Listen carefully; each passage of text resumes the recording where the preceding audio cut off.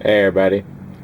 So you can see I decided to put the yellow LEDs into the ceiling after all. In a previous video I mentioned wishing that I had put the white LEDs facing backwards rather than forwards to hopefully help kill some of the hot spots that were happening in the ceiling. So I did do that with the yellow LEDs here, if we can get some focus going on. So those are pointing in towards the ceiling corner, and we'll see how that works out. I've put one every third LED, so there's 2, 4, 6 of them, which brings a total of 18 LEDs here. And I also put one in the top of the elevator. This is fluorescent white, is what I'm calling them, kind of greenish.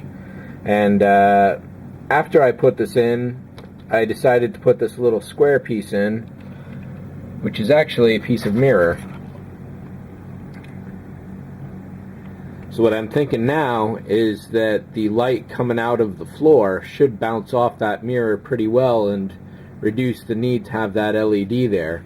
Having that LED creates a hot spot itself, as you can see, so I'm going to put some black tape over that the next time I put the interior together and see how well this mirror works.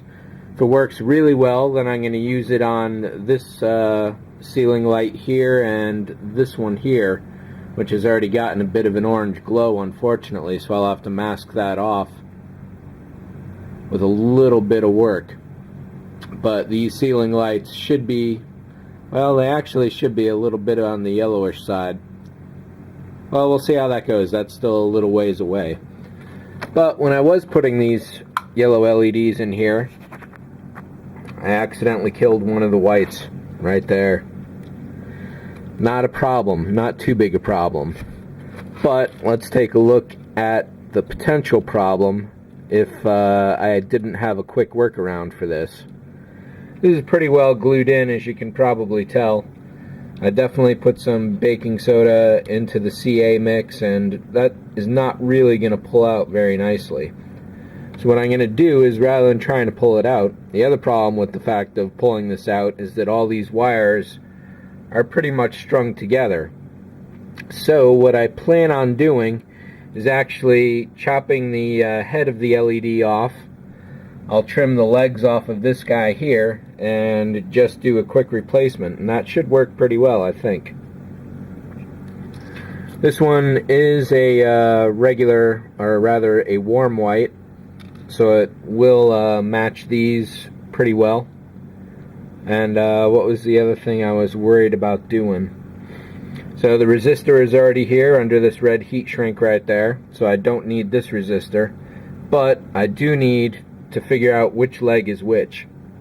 One of the most important things you can learn for electronics, the most important thing you should learn for electronics, is consistency.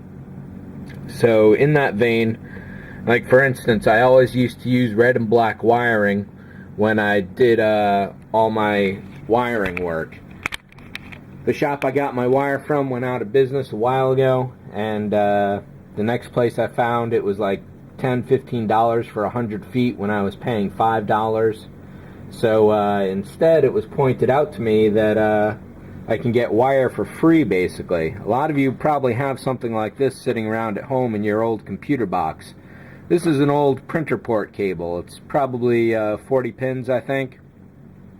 And what that means is that if you chop off either end of it, you've got all this bundled wire in here, which, when you strip the outer casing, turns into about 18 strands for a 40 pin printer port cable.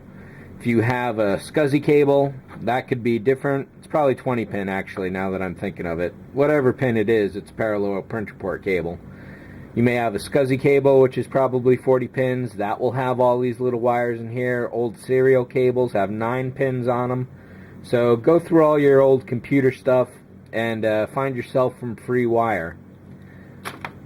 This was a 25-foot cable, 18 threads per cable. That's what, almost 500 feet for free.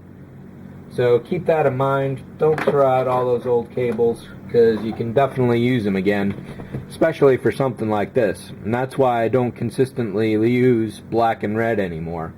But I do consistently put my resistors on the positive leg. So, since it's this one here that's wired up, if I'm in shot there, I know that this side is positive and this side is negative. So what I need to do is mark this guy up